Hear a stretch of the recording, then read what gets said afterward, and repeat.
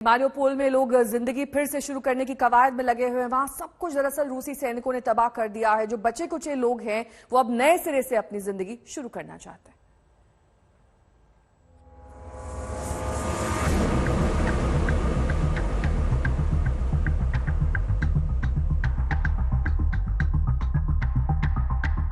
ऐसा शहर जिसे जंग ने मलबे में तब्दील कर दिया, ऐसा शहर जिसे रूस ने मटियामेट कर दिया, ऐसा शहर जहां चप्पे चप्पे पर मौजूद युद्ध के निशान, ऐसा शहर जहां विनाश के बाद भी सांसें ले रही है जिंदगी। ओ जिमी जिमी आशा आशा आज तक पहुंच गया है गोरलोवका, पूर्वी यूक्रेन के डोनेट्स्क ओब्लास्ट का एक शहर। आज तक देश का पहला न्यूज चैनल है जो यूक्रेन में रूसी कब्जे वाले इलाके में दाखिल हुआ है।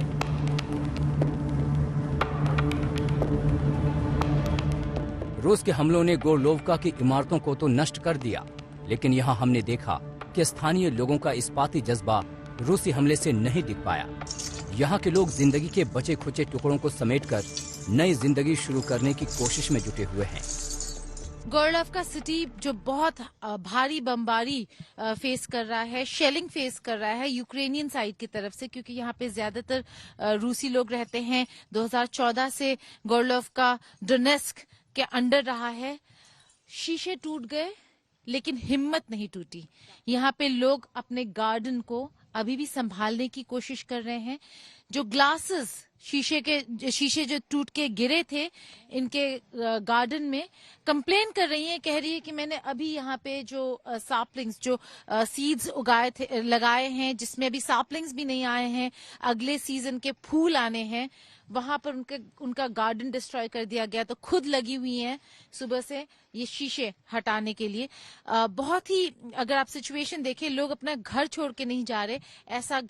ऐसा गार्डन जो उन्होंने बड़े दिल से मेंटेन करके रखा है, आज उन्हें उन्हीं गार्डन्स को, उन्हीं घरों में से शीशों को उठाकर चुन कर उठाना पड़ रहा है और हटाना पड़ रहा है। विनाश के बीच जिंदगी को फिर से शुरू करना कोई आसान काम नहीं। इसके लिए मजबूत जज्बा चाहिए, प्रेरणा चाहिए। ये जज्बा और प्रेरणा इन लोगों को मिल रही है बॉलीवुड से। जी हाँ, त्रासदी के बीच गोरलोवका में हमें ऐसे लोग मिले जो हिंदी फिल्मों के गीत गुनगुना रहे थे। घर टूट गया है लेकिन स्पिरिट नहीं टूटा।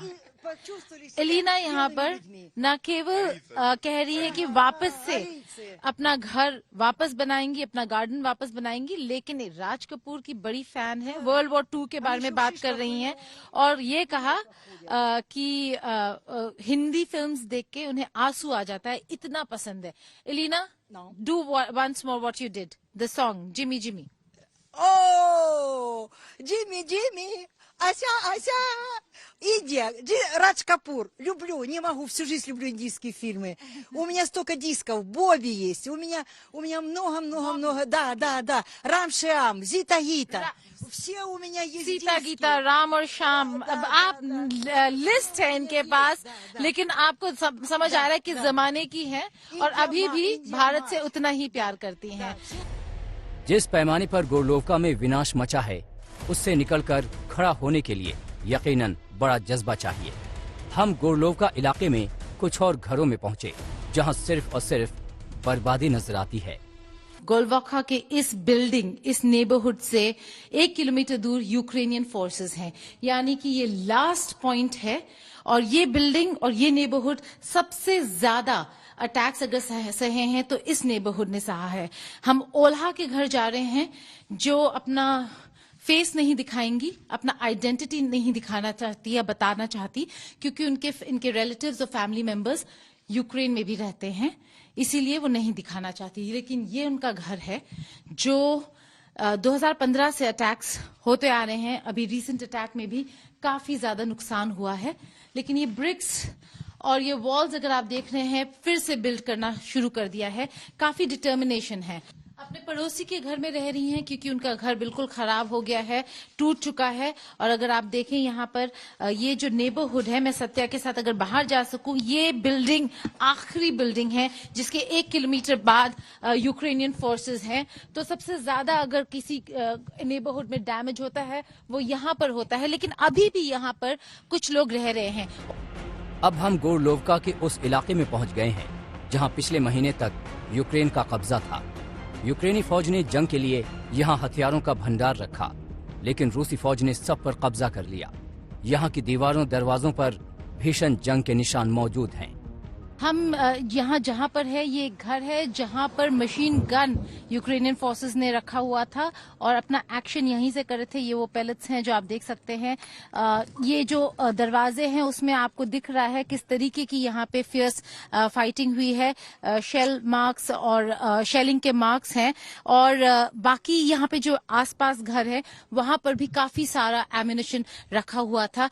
जब रूसी फोर्सेस ने यहाँ पे कंट्रोल ले लिया और यूक्रेनियन फोर्सेस पीछे हट गए जहां पर वो अभी है, तब इस पूरे इलाके में जिन जिन घरों में ये एम्यूनिशन रखा हुआ था उस सब को कॉन्फिस्केट कर लिया रूसी फोर्सेस ने।